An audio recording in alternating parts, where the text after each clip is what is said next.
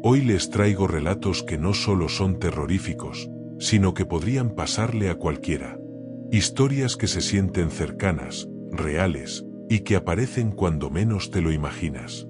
Por eso, escuchen con atención y mantengan la calma, porque quizá, muy pronto, ustedes también serán protagonistas de estas historias de la noche. Mi nombre es Juan Carlos y vivo en Guadalajara, aunque toda mi familia está en Morelia. Lo que les voy a contar me tiene desconcertado desde hace meses y aún no sé cómo explicarlo. Quizá alguien allá arriba trataba de advertirme, o simplemente quería asustarme. Todo comenzó una madrugada, cuando recibí una llamada que jamás olvidaré. Era cerca de las 3 de la madrugada y estaba profundamente dormido cuando de repente sonó mi teléfono. Al ver que era mi abuela, contesté sin dudarlo. Ella es una señora fuerte, independiente, pero ya mayor y a veces olvida cosas, como las llaves o repite historias sin darse cuenta. Por eso pensé que algo estaba mal. Pero desde el primer momento, algo en su voz me pareció extraño, desconectada, como si no estuviera completamente allí. Me decía con voz baja y pausada: mi niña, ven, por favor regresa, ven a la casa. Lo extraño era que no había urgencia ni miedo en su tono. Solo repetía esas palabras una y otra vez, casi como si las estuviera memorizando sin entender lo que decía. Intenté preguntarle qué pasaba, pero no respondía. Entonces, escuché otra voz de fondo, pequeña, como la de una niña, que le susurraba algo. Era algo parecido a: dile que venga, dile que regrese a casa. Me quedé helado. Era como si esa niña estuviera dictándole las palabras y mi abuela solo las repitiera sin entender. El miedo me invadió y corté la llamada de inmediato. No sabía qué hacer. Llamé a mi tía, la hermana menor de mi mamá, que vive cerca de la casa de mi abuela. Le conté todo, le dije que la voz de mi abuela estaba rara y que había una niña con ella, y le pedí que fuera a verla cuanto antes. Ella no dudó ni un segundo y salió de inmediato. Durante esos minutos de espera, no podía dejar de pensar en esa llamada y en la voz de la niña. Algo en mi interior me decía que no era un simple sueño ni una confusión. Mi tía me llamó al poco tiempo para decirme que todo estaba bien, que mi abuela dormía tranquila y no había nada extraño. Pero cuando entró a la casa y tocó la puerta para despertarla, mi abuela actuó como siempre, calmada, sin entender la preocupación. Se sentaron a platicar y mientras mi abuela estaba de espaldas, mi tía revisó el teléfono y encontró algo que nos dejó sin palabras. Una llamada saliente registrada a las 3:20 de la madrugada, justo cuando recibí la extraña llamada. Mi tía me dijo que para hacer esa llamada había tenido que desbloquear el teléfono con un código, y que duró más de un minuto. Mi abuela insistía en que no había hecho ninguna llamada, que quizá yo me había confundido o había soñado mal, y que ella simplemente se había ido a dormir. Desde esa noche, mi abuela nunca volvió a mencionar la llamada, y yo no he recibido ninguna similar. Pero a veces, en mis sueños, escucho el timbre del teléfono y me asusto pensando que podría sonar otra vez. Lo que más me aterra es recordar la voz de esa niña, que parecía no querer que nadie viniera. Después de aquella llamada extraña, intenté seguir con mi vida, pero el miedo no me dejaba en paz. Un domingo decidí acompañar a mi novia Brenda, a su hija Quezal y a su perro Whisky a un cine al aire libre que hacen cerca del Panteón Municipal en Zapopan. Era un lugar lleno de juegos, canchas y familias. Parecía el plan perfecto para despejar la mente. El sol empezaba a ocultarse y la película estaba por comenzar cuando, después de unos bocadillos, nos recostamos en el pasto para disfrutar el show. Al terminar, decidimos regresar caminando a casa para que Whisky se cansara un poco más. La casa de Brenda quedaba muy cerca, y cruzamos hacia la acera que da justo al panteón. Era de noche y la vista hacia el cementerio era inquietante. Cruces y mausoleos sobresalían por encima del muro, iluminados tenuemente por las luces lejanas. Cerca del cementerio estaban construyendo un edificio que aún no sabíamos para qué sería. Caminábamos platicando de cualquier cosa cuando de repente Quezal se detuvo en seco, miró fijamente hacia la barda y se quedó paralizada. Whisky gruñó, tenso, con el cuerpo rígido. Brenda, preocupada, le preguntó qué pasaba, pero Quezal solo podía mirar en silencio. En ese momento escuchamos un ruido extraño, algo entre gruñido y rugido, y un golpe fuerte contra el muro del panteón que hizo caer algunas piedras. Nos miramos sorprendidos, con la piel erizada. Me acerqué a la rendija que había en la barda, una especie de hueco para ver dentro. Allí, entre la oscuridad, apareció una cara que se asomó por un instante y luego se escondió.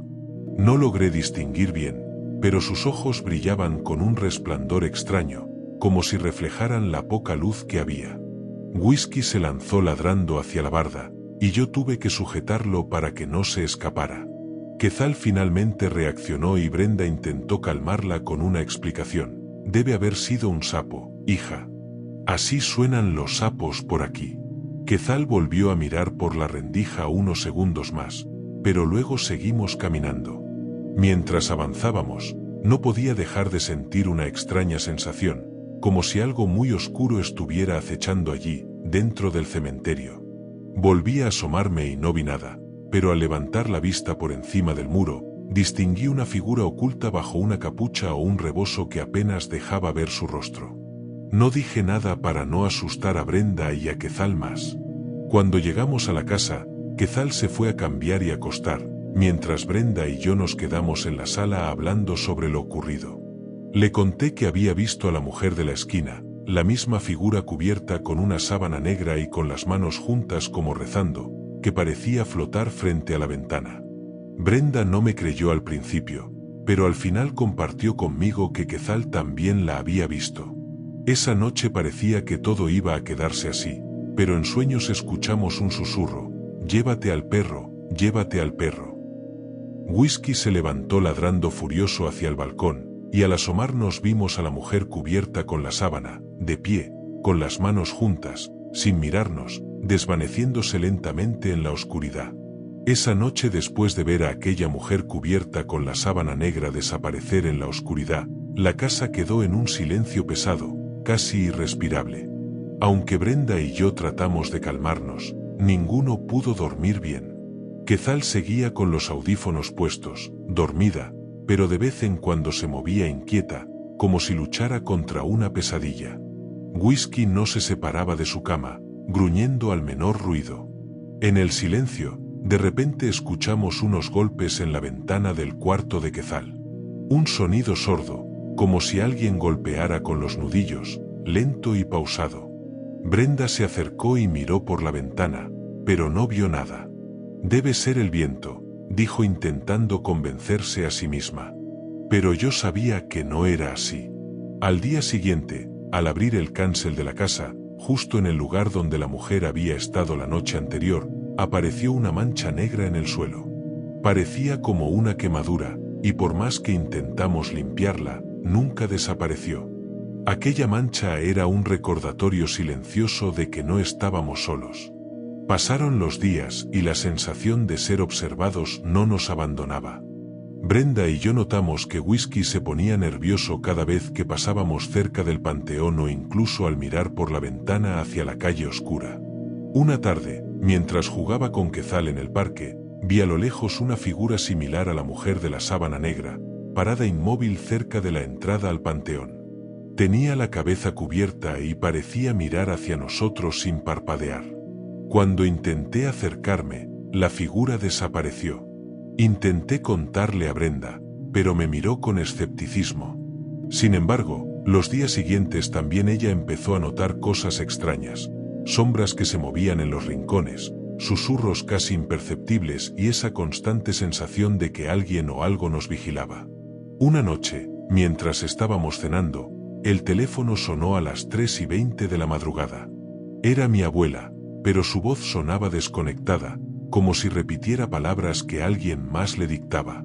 Ven para la casa, por favor», decía en un tono monótono, sin urgencia. De fondo, una voz de niña repetía lo mismo, como si controlara la llamada. Colgué asustado y llamé a mi tía para que fuera a revisar a mi abuela. Ella llegó rápido y encontró a la abuela dormida, tranquila. Pero en el celular de mi abuela, la llamada seguía registrada, con una duración de más de 1 minuto. Mi abuela no recordaba haber hecho la llamada. No había explicación lógica, solo una certeza aterradora. Algo o alguien estaba tratando de comunicarse, y no era de este mundo. Después de aquella llamada extraña de mi abuela, la tensión en la familia creció. Todos estábamos inquietos y sin respuestas.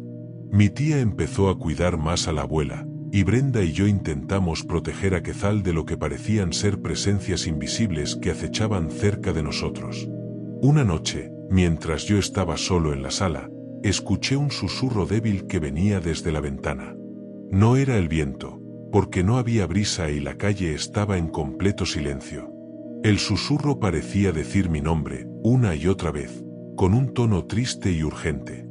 Me acerqué lentamente a la ventana y vi una sombra fugaz que desapareció entre los árboles. Mi corazón latía con fuerza, pero sentí que debía seguir investigando. Brenda y yo decidimos ir al panteón a buscar pistas. Era un lugar frío y oscuro, pero había algo que nos llamaba, como si las respuestas estuvieran escondidas allí entre las tumbas y mausoleos. Al llegar, vimos cruces desgastadas, flores marchitas y un silencio que pesaba en el aire. De repente, al acercarnos a una tumba antigua, escuchamos un ruido detrás de nosotros. Nos volteamos y vimos una figura encapuchada que desapareció entre las sombras. Era como si el panteón guardara secretos que nadie se atrevía a contar. De regreso a casa, la presencia se sentía aún más fuerte. Esa misma noche, Quezal despertó llorando y dijo que la señora del panteón estaba en su ventana, pidiéndole que le abriera la puerta.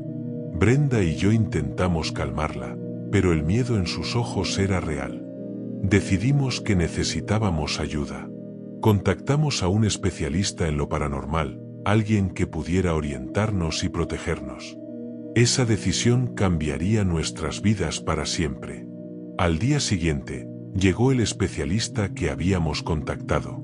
Se llamaba Rodrigo, un hombre tranquilo y sereno, con años de experiencia en casos paranormales.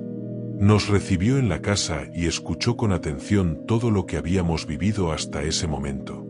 Rodrigo explicó que las presencias que estábamos experimentando podían ser entidades atrapadas o espíritus que, por alguna razón, no encontraban descanso. Nos advirtió que no todas tenían malas intenciones, pero algunas podían causar miedo o confusión. Para protegernos, preparó un pequeño ritual con símbolos y velas especiales. Nos pidió que participáramos activamente, que mantuviéramos la calma y la fe durante todo el proceso. La noche del ritual fue intensa. En la casa se sentía una energía diferente, como si el aire vibrara con algo invisible. Mientras Rodrigo entonaba oraciones y colocaba las velas, escuchamos pasos suaves en el pasillo y un leve susurro que parecía formar palabras ininteligibles. Quezal, aunque asustada, permaneció tranquila, sentada junto a nosotros. Brenda y yo nos tomamos de las manos, intentando no perder la esperanza. Al terminar, Rodrigo dijo que habíamos creado una barrera protectora, pero que debíamos ser pacientes. A veces estas presencias tardan en irse. Nos recomendó mantener objetos bendecidos cerca y siempre hablar con respeto al mundo invisible. Esa noche, por primera vez en mucho tiempo, dormimos en calma. Pero sabíamos que la historia no terminaba ahí. Algo aún nos observaba, esperando su momento. Pasaron unas semanas desde el ritual y la calma parecía haberse instalado en la casa. Quezal volvió a dormir tranquila, y aunque a veces sentíamos una leve presencia, ya no había golpes ni voces. Una noche, mientras Brenda y yo estábamos en la sala, escuchamos un suave toque en la ventana. Nos miramos con temor, pero esta vez fue diferente. Al acercarnos, vimos una figura tenue y luminosa que parecía flotar frente al cristal. Era la mujer del panteón, pero ahora su expresión era serena, casi agradecida. Con un movimiento lento, levantó sus manos y, sin emitir sonido, hizo un gesto de despedida. Al día siguiente, descubrimos que en el jardín había una pequeña flor blanca, que antes no estaba. Rodrigo nos explicó que era una señal. La presencia había encontrado paz y se había ido. Desde entonces, La casa recuperó su armonía y nuestra familia pudo vivir sin miedo. Aprendimos que a veces, entender y respetar lo desconocido es la clave para superar el miedo. Esta historia me enseñó que el mundo invisible está más cerca de lo que creemos, y que no todo lo que parece aterrador es realmente peligroso.